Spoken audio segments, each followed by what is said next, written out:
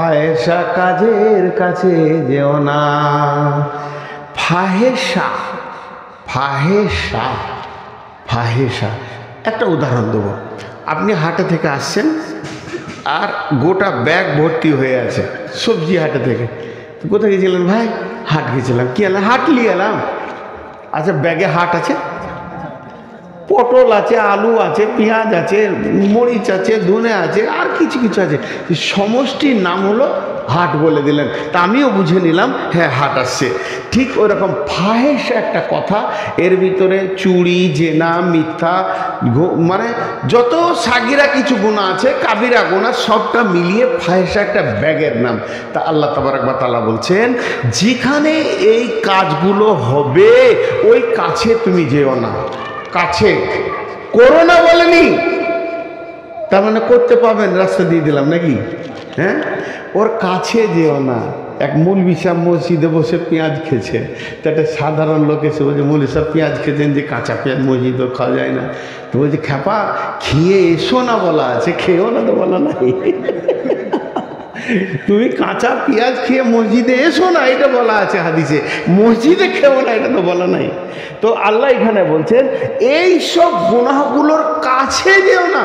করো না তো বলেনি, তাহলে করিয়ে যাও, জেনা করো, চুরি করো, জিনা, কাছে যেও না। ওয়ালা তাকরাবুল ফাওয়াহিশা মা জাহারা মিনহা ওয়া মা বাতান, প্রকাশ্যে হোক আর গোপনে হোক ফাহেসা কাজের কাছে যেও না।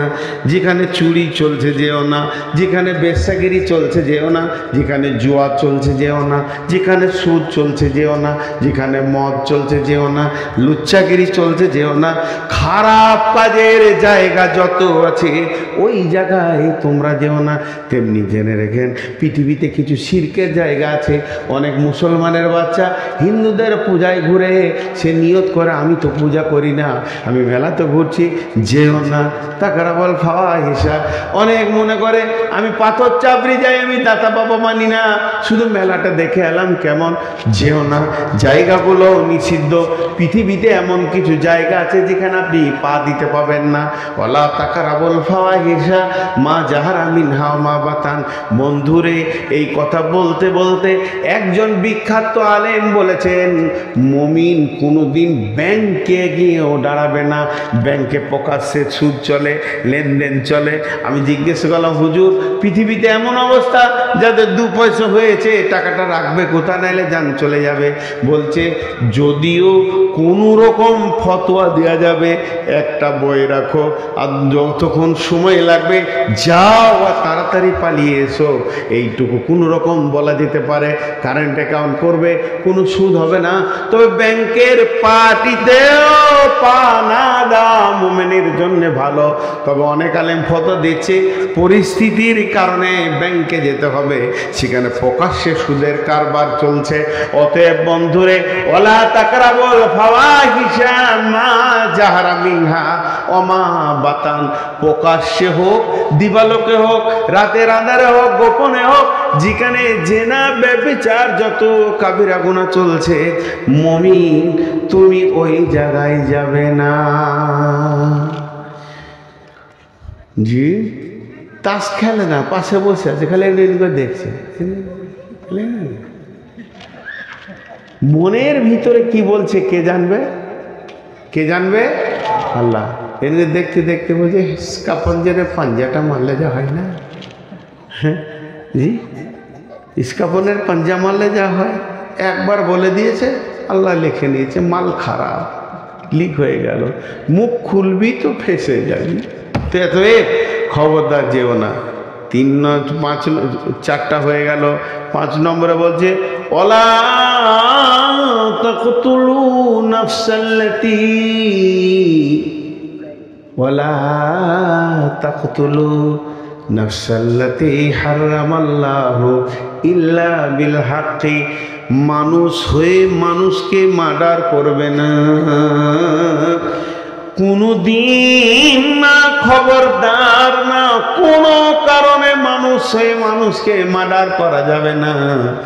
ইল্লা বিল হাক্কি, হকের সঙ্গে মার্ডার করা যাবে। 3 জন মানুষকে মার্ডার করলে গুনাহ হবে না। তিনজন মানুষকে।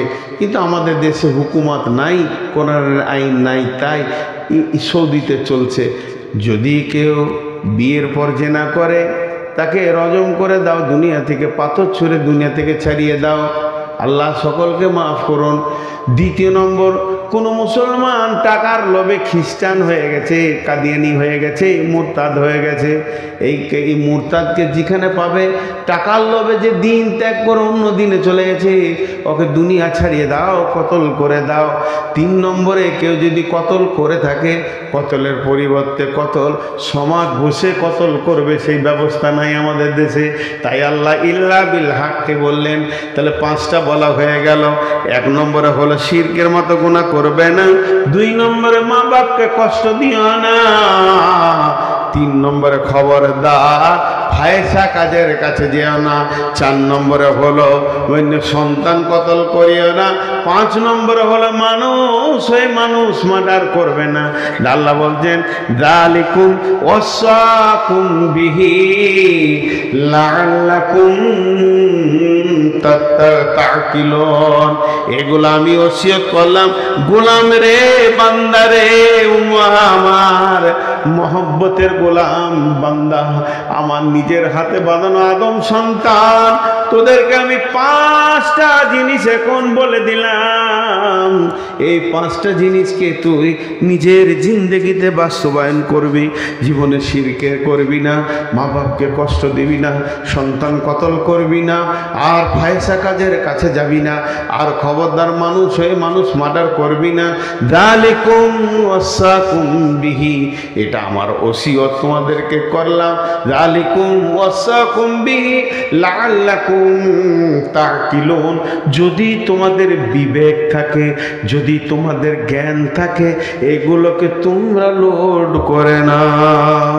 ওয়ালা তাকরাবু মালাল ইয়াতীমি ইল্লা বিল্লাতি হিয়া আহসান।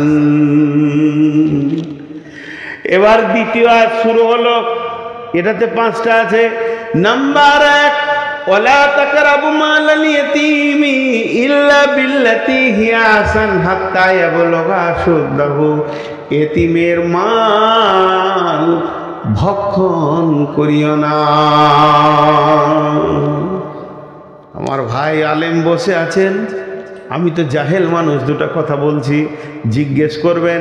এতিমের মালের ব্যাপারে আল্লাহ দীর্ঘ 1 রুকু বক্তব্য রেখেছেন, শেষ টার্মে বলেছেন বিসমিল্লাহির রহমানির রহিম, ইন্নাল্লাযীনা ইয়াকুলুনা আমওয়ালাল ইয়াতামা যুলমা ইন্না ইয়াকুলুনা ফী বুতুনিহিম নারা ওয়া সায়াসলাউনা সাঈরা।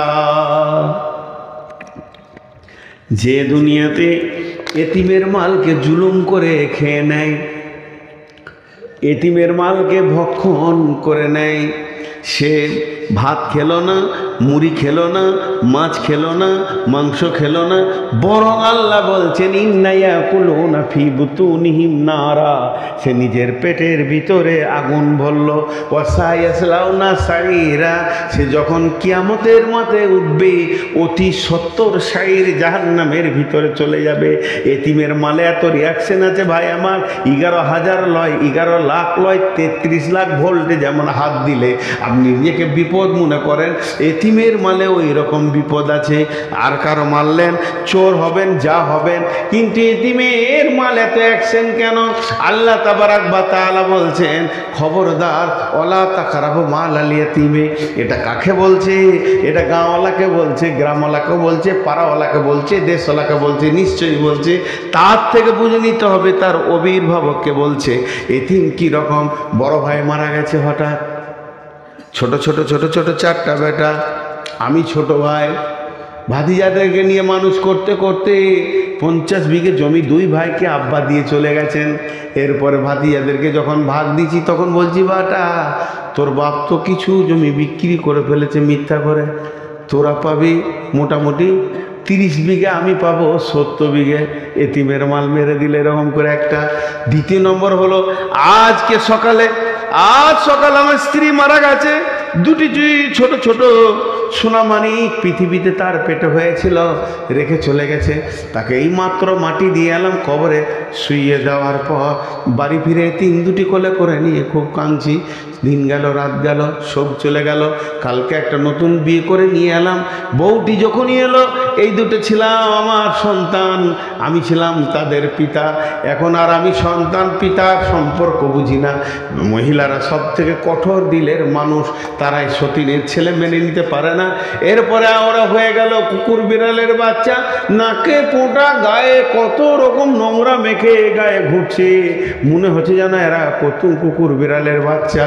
তার মায়ের সোনা দানা টাকা পয়সা যা ছিল আমার প্রথম বিবির, সেগুলো তো সুরপাত হয়ে গেল। কোনো খেয়াল করলাম না, যেদিকে মন সেদিকে চলে গেল, নষ্ট হয়ে গেল, পচে গেল, গলে গেল। চলবে না, আল্লাহকে জবাব লাগবে। আল্লাহ বলছেন হাত্তা ইয়াবলুগা আশুদ্দাহু, ওই দুটো এতিম যতদিন নিজের মাল কি আর মালের কি কেমন করে রক্ষা করতে হয় ওইটা যতদিন না বুঝবে, ওদের মালকে তোমাকে রক্ষা করে রাখতে হবে। আমার প্রথম বিবির খাটে দ্বিতীয় বিবি শুতে পারে না, কারণ ওটা ফারাইজে চলে গেছে। আমার আছে, আমার এতিম বাচ্চাদের আছে। আমার প্রথম বিবির ড্রেসিং টেবিলে দ্বিতীয় বিবি মাথা চিরুনি করতে পারে না। তার সমস্ত মালগুলোকে এক জায়গায় জমা করে টাকা সোনা সবকে আমাকে রাখওয়াল করে রাখতে হবে। কতদিন?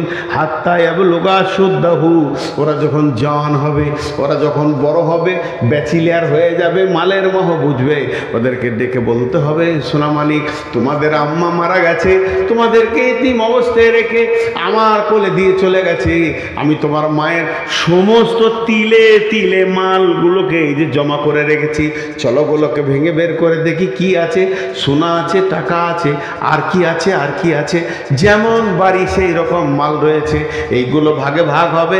আমি স্বামী হিসেবে তোমার মায়ের কাছ থেকে যেটা পাবো, আল্লাহর কালাম পাক বলে ছোট নিয়ে নেব, তোমরা ভাই বোনে নিয়ে নেবে।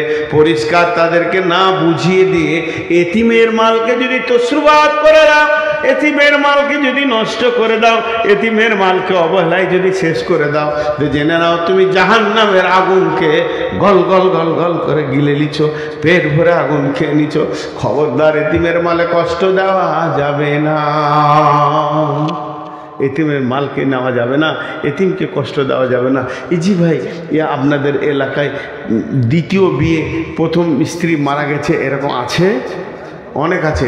দ্বিতীয় বিয়ে করতে পারে, এটার বিয়ে অনেকে হাসাহাসি করে, না করবেন না, তাহলে আপনি কোরআনের খেলাপ করছেন। কোরআন ওকে পারমিশন দিয়েছে, বউ থাকলেও দ্বিতীয় বিয়ে করতে পারবে, তা আপনি সেখানে বাধা দেবেন কেন?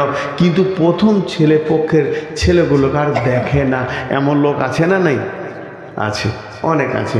এতিম না হলে সে বুঝতে পারবে না যে পজিশনটা কোথায়। আলহামদুলিল্লাহ, আমার আব্বাকে আল্লাহ জান্নাত নসিব করুন, আমাদের কপালে ওঠে জুটেনি। আব্বা খুব কঠোর ছিলেন, প্রশাসন খুব কড়া ছিল। আমরা বিয়ে হওয়ার পর মার খেয়েছি বাপে, এত এত কঠোর ছিলেন। দুনিয়াবি ব্যাপারে নাই, আখেরাতের ব্যাপারে। আমরা ছোট ছিলাম তো কোনোদিন আমাদেরকে মা মারা গেছে এমনি মারেনি, নামাজ পড়েছি কিনা এর জন্য মেরেছে, রোজা লাগলি কিনা, দিনের ব্যাপারে খুব শাসন করেছে, দুনিয়ার ব্যাপারে লস করলো কিছু বলেনি। আমার আব্বাকে আল্লাহ জান্নাত নসিব করুন, আমার মাকে জান্নাত নসিব করুন। সেই জন্যে বলছি, এতিমের মাল খুব কঠিন জিনিস, এতিমের মালকে নষ্ট করিও না। এক নম্বর।